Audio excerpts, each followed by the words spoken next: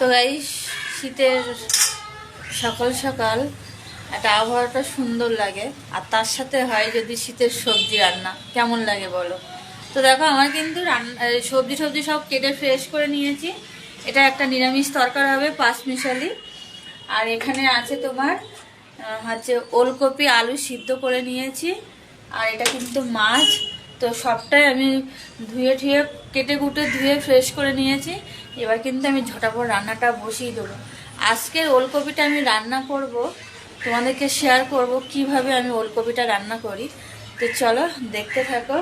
আজকে ওলকপিটা একটা অসাধারণ রান্না করবো, মানে এই রান্নাটা আমি আগে করতাম, তো ভালো লাগতো, মানে আমার একটা সেটা জিভে জল আসার মতো। ঠিক আছে, তো বলছি আমার জিভে জল চলে আসছে।